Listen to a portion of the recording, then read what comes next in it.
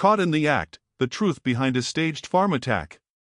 The quiet farmlands of Aliwal North in South Africa were shaken by a sinister plot that unraveled in early January 2025. Anelle de Bruin, a 46-year-old farmer's wife, stood accused of orchestrating a brutal farm attack, one designed not by ruthless criminals, but by her own hand. What seemed like another tragic case in South Africa's escalating farm violence epidemic turned out to be a chilling attempt at deceit, driven by greed and manipulation. The Sinister Plot. For years, Anelle and her husband, Johan de Bruin, 56, had maintained the image of a devoted farming couple. Their sprawling property had been in Johan's family for generations, a lucrative enterprise that had withstood droughts, economic downturns, and even the looming threats of crime. But beneath the facade of marital bliss, Anelle harbored dark intentions.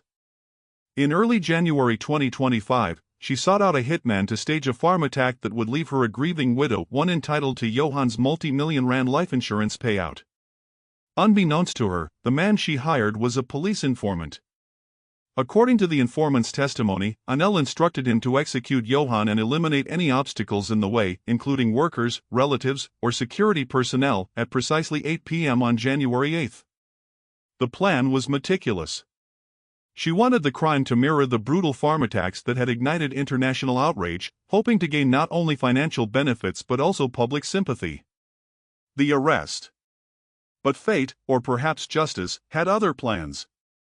On the evening of January 8, instead of arriving to execute a murder, a team of police officers stormed the farm, arresting Anelle before any blood could be spilled.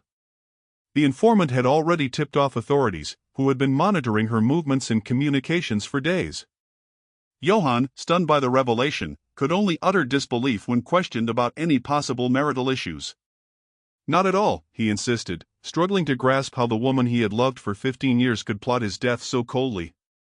A common, chilling trend. While Anelle's case is shocking, it is far from unique.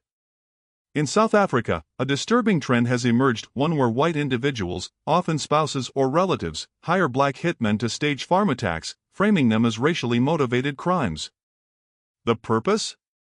To collect lucrative insurance payouts and capitalize on donations from sympathetic international groups who propagate the narrative of white genocide. In recent years, numerous cases have surfaced where well-off individuals manipulated racial tensions to hide their own criminal schemes.